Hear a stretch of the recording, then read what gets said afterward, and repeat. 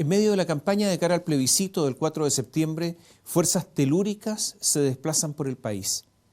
Inevitablemente ya se deja caer sobre Chile una crisis económica de grandes proporciones.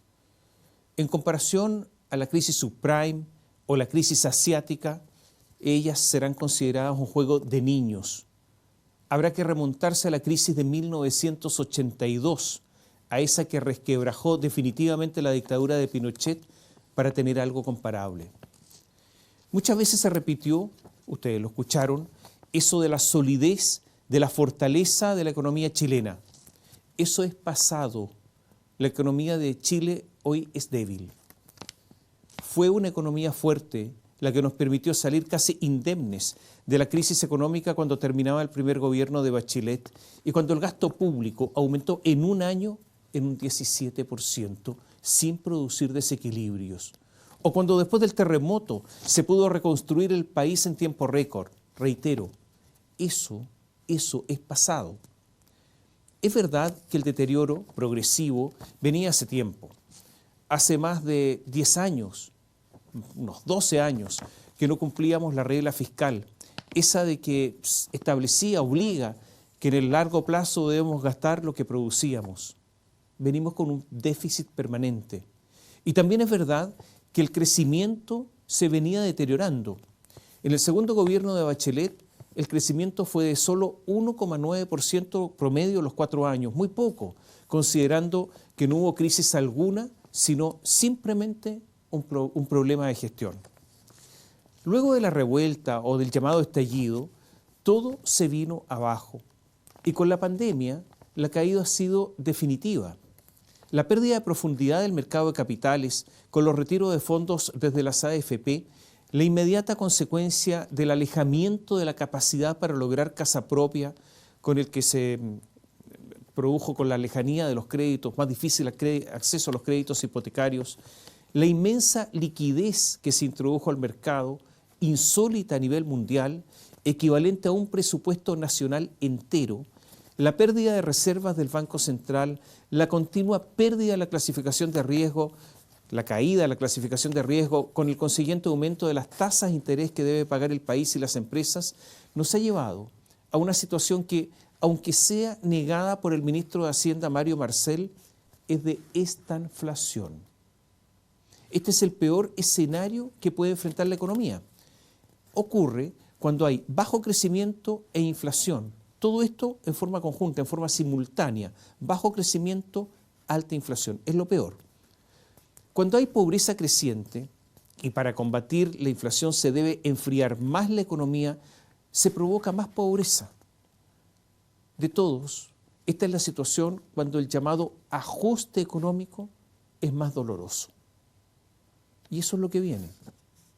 Hace solo unos 3 meses, el gobierno prometió que al final de su mandato, en 3 años y medio más, el sueldo mínimo sería de 500.000 pesos. Pero ya está en 400.000.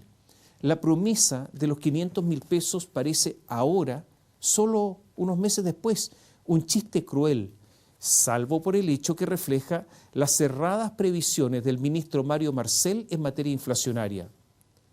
Todo esto es muy grave y todo está llegando muy rápido. El mismo Marcel había pronosticado alguna posibilidad de recesión para el 2023, para el próximo año. También aquí se equivocó. Ya estamos ahora en recesión técnica, que es lo que ocurre cuando en 2 trimestres consecutivos hay decrecimiento. Si todos miran los errores del ministro de Hacienda, de Economía, Nicolás Grau, los errores del ministro de Hacienda no han dejado de llamar la atención y demuestran bastante mediocridad en los análisis, en los anuncios y en las decisiones. Para la historia quedará el emplazamiento político de Marcel al Banco Central, institución de la que fue presidente hasta hace poco, en relación a lo que ha ocurrido con el alza del precio del dólar. Los números hablan. El próximo año, según organismos internacionales, no solo Chile estará en recesión, sino que tendrá el triste trofeo de ser el país con menor crecimiento de toda América Latina. Algo habremos hecho y algo estaremos haciendo ahora muy mal para tener este resultado paupérrimo. Pero de las pasadas autoridades y de estas no hay ni siquiera una palabra acerca de las causas y de las medidas para paliar lo que se vive y de lo que se viene. Y lo que se viene es mucho peor. Muchos nos preguntamos a estas alturas, ¿cuál es el plan del gobierno frente a esta situación? Parece evidente que prácticamente todo el gabinete del presidente Gabriel Boric es débil. Todos lo vemos, un gabinete débil, haciendo la excepción de Hacienda. Los hechos indican que el Ministerio de Hacienda hay que agregarlo a estas alturas, a esta debilidad extrema. Es un ministerio sin plan para enfrentar la crisis. Y esto es particularmente grave, porque todos lo sabemos, entre las fortalezas del presidente Boric no está la economía, por lo que se necesita un ministro solvente. En el léxico del presidente no está la palabra crecimiento. Es más, hay sectores significativos del gobierno a los que les gusta la palabra decrecimiento, achicarse, por lo que esta situación económica incluso les agrada. Finalmente, porque la burocracia estatal siempre paga y el sueldo para ellos siempre está seguro. El problema mayor es que en Hacienda también a la palabra crecimiento se le ha engullido la amnesia. También en Hacienda no está esta palabra, no solamente en la presidencia. Todo esto es muy preocupante.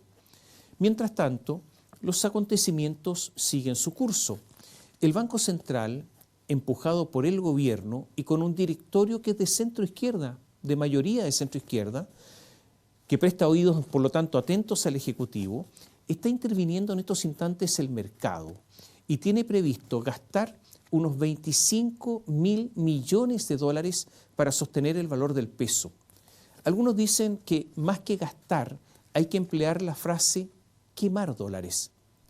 Eso será hasta el 30 de septiembre, o sea, justo después del plebiscito. Parece evidente que es una medida con más aspecto político que económico, una medida que puede hacer perder la mitad de nuestras alicaídas reservas. Después de todo esto, ya no habrá balas en la cartuchera estatal. Es el todo o nada, en que la carne de cañón no son los burócratas, son usted o yo. Mientras tanto, se ratifica la idea de que se queman dólares, porque en los últimos días, pese a la intervención del Banco Central, el dólar subió 65 pesos. El Banco Central está perdiendo la batalla. Habrá que ver qué ocurre con el precio del dólar en octubre. Podría volver a estar sobre los 1.000 pesos. Dentro de la balanza de pagos, es importante ver lo que se llama la cuenta corriente. Es el balance de los bienes y servicios que adquirimos y vendemos al exterior. Bueno, ocurre que ahora vivimos un desbalance en la cuenta corriente.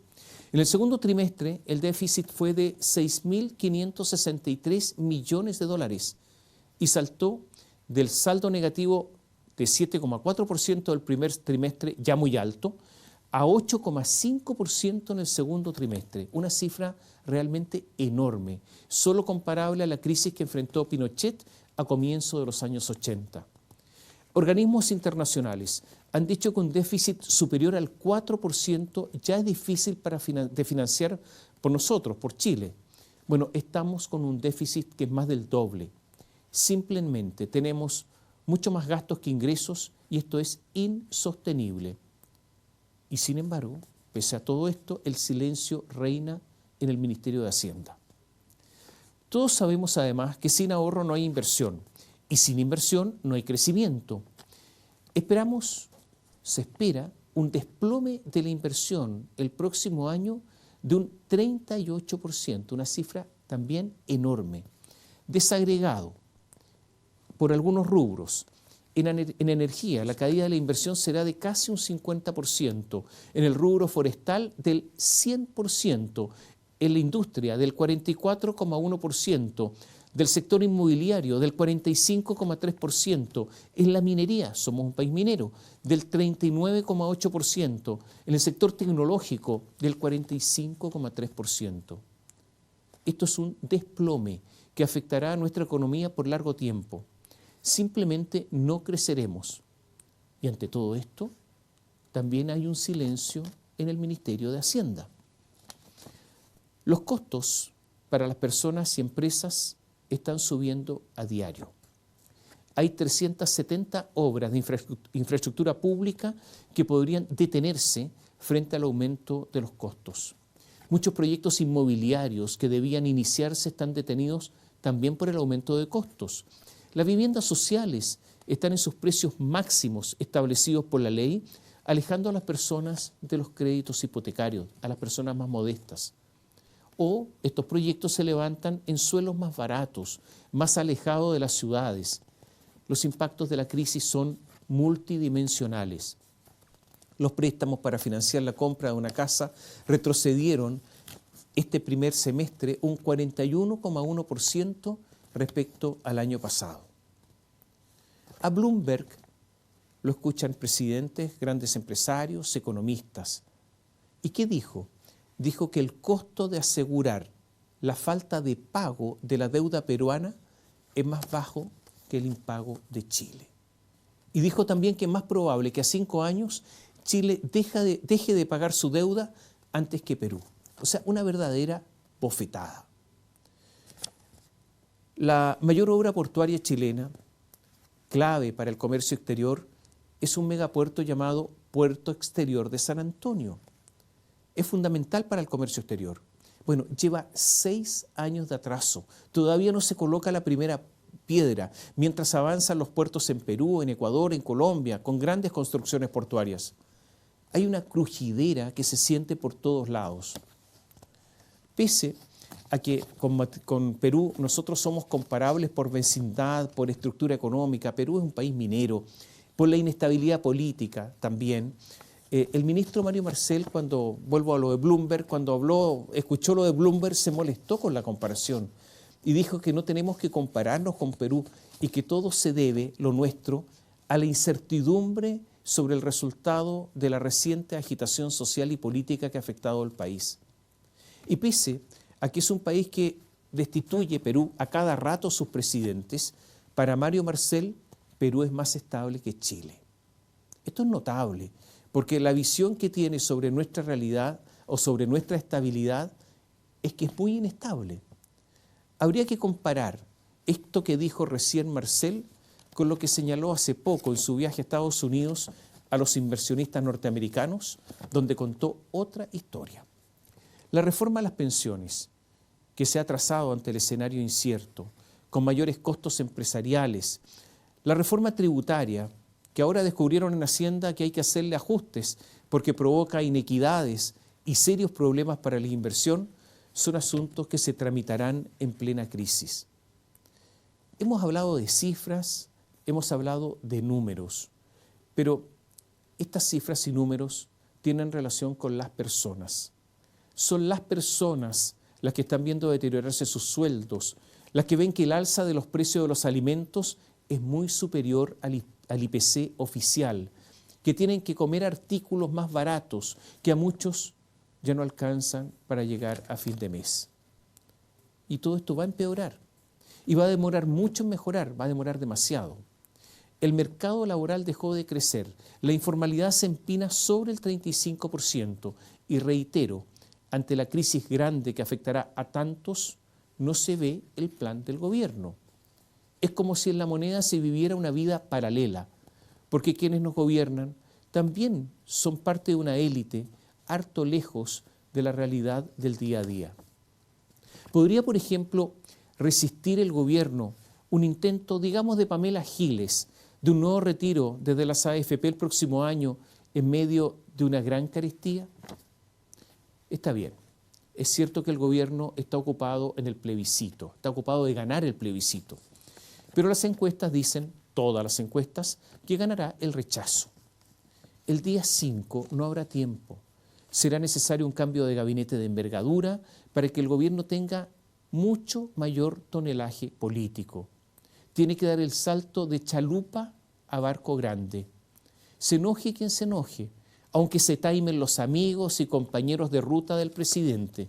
Y eso significa sacar a muchos ministros, a lo mejor incluso sacarlos a todos.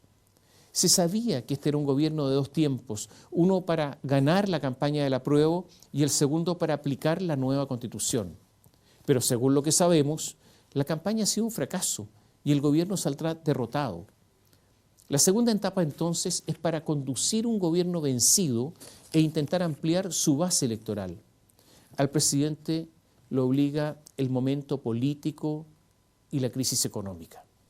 Debería volver a pronunciar la palabra crecimiento, la palabra inversiones, incentivar el retorno de los capitales que se fueron, convencer a los que están cambiando su domicilio tributario a que no lo hagan, que se queden en Chile, proponer una reforma tributaria razonable, acoger a los desempleados mientras combate, porque hasta ahora no lo ha hecho con seriedad, todos los otros problemas, la inmigración, el crimen organizado, la delincuencia común, el alzamiento de la Araucanía, es casi subir el Everest. Es evidente que solo el gobierno no se la puede. Necesita ayuda, necesita mucha ayuda. Ojalá que, desprendiéndose de prejuicios, de consignas, de ideologismos bien tontos, el gobierno se deje ayudar.